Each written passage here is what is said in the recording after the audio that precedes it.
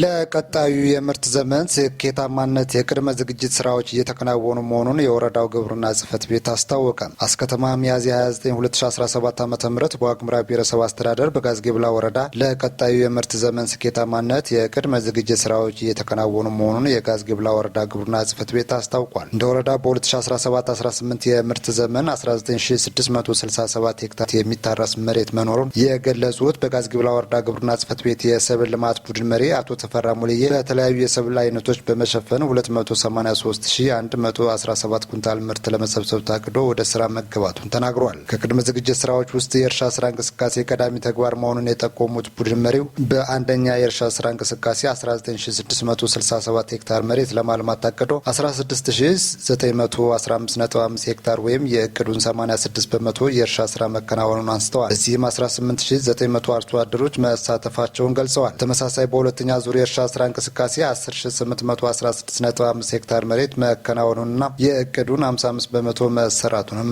አብራርተዋል። በወረዳና በቀበሌ ደረጃ ለባለሙያና ለአርሶ አደሩ የንቅናቄ መድረክ በማካሄድ የንድፈ ሀሳብና የክህሎት ስልጠና መሰጠቱን አብራርተዋል። የማዳበሪያ እጥረትን ለመቅረፍ አርሶ አደሩ ፍግና ኮምፖስት የተፈጥሮ ማዳበሪያዎችን በመጠቀም የአፈር ለምነትን ለማሻሻል በርካታ ስራዎች መሰራቱን በመግለጽ 132480 ሜትር ኩብ ኮምፖስት ለማዘጋጀት ታቅዶ በተሰራው ስራም እስካሁን 69240 ሜትር ኩብ ወይም የእቅዱን 52 በመቶ መፈጸም መቻሉን ተናግረዋል። በጥቅሉ 3000 ሰው ሰራሽ ማዳበሪያ ለማቅረብ መታቀዱን ገልጸው ዩሪያ 443፣ ኤንፒኤስ 400 ኩንታል በጥቅሉ 843 ኩንታል መዘጋጀቱንና ማሰራጨት መጀመራቸውን ገልጸዋል። እንግዲህ እንደ ወረዳ 19667 ሄክታር ነው እንደ ወረዳ ያለው የሚታረስ። በዚህ አመት ወደ 283171 ኩንታል እናመርታለን ብለን በእቅድ ይዘን ወደ ተግባር ገብተን ተግባር ላይ እንቅስቃሴ ነው የምንገኘው። እዚህ ላይ እንግዲህ በተግባራት ወደ ተግባር ምዕራፍ የገባ ነው የማሳ ዝግጅት ነው። የማሳ ዝግጅት እስካሁን ከሚታረሰው ማሳ ወደ 16915.5 ሄክታር የእቅዱን 86% አንደኛ እርሻ መከናወን ተችሏል። እዚህም በድግግሞሽ ወደ 18900 የሚሆኑ አርሶ አደሮች ተሳትፈዋል። እዚህ ውስጥ 4200 ሴቶች ናቸው። በመቀጠል ያው ለሁለተኛ የማሳ ዝግጅት የሁለተኛ እርሻ እንቅስቃሴ ነው እያካሄድን ያለ ነው። ሁለተኛ እርሻ እቅዳችን 19667 ነው። 10816.5 ሄክታር ማከናወን የተቻለበት ሁኔታ ነው። ይሄም የእቅዱን 55% ነው እየተከናወነ ያለው። ሌላው ከእርሻ ዝግጅት በተጨማሪ የአፈር ለምነት ስራዎችን የአፈር ለምነት ማሻሻያ ስራዎች እየተሰሩ ነው ያሉት። ከዚህ ጋር በተያያዘ የተፈጥሮ ማዳበሪያ ጋር በተያያዘ ፍግ ቨርሚ ኮምፖስት እንጠቀማለን። ኮምፖስት እቅዳችን ወደ 132480 ሜትር ኪዩብ ነበረ። ወደ 69240 ሜትር ኪዩብ ተከናውኗል። የእቅዱን 52% ነው። ያው እስካሁን ከዚህ ከተዘጋጀው ወደ 17310 ሜትር ኪዩብ ወጥቶ ወደ ማሳ እየተደፋ ነው ያለው። ዋና የትኩረት አቅጣጫ አድርገን ያስቀመጥነው ተፈጥሮ ማዳበሪያን አቀናይቶ ከሰው ሰራሽ ማዳበሪያ እንዲጠቀም አርሶ አደሩ የምክረ ሀሳቦች እየተቀመጡ ነው ያለው። በተጨማሪ ፉግ እንደዚህ ወደ 686000 ኩንታል 686640 ወደ ማሳ ይበተና ተብሎ እስካሁን ወደ 486000 አካባቢ ኩንታል ወደ ማሳ የተደፋበት ሁኔታ ነው ያለው።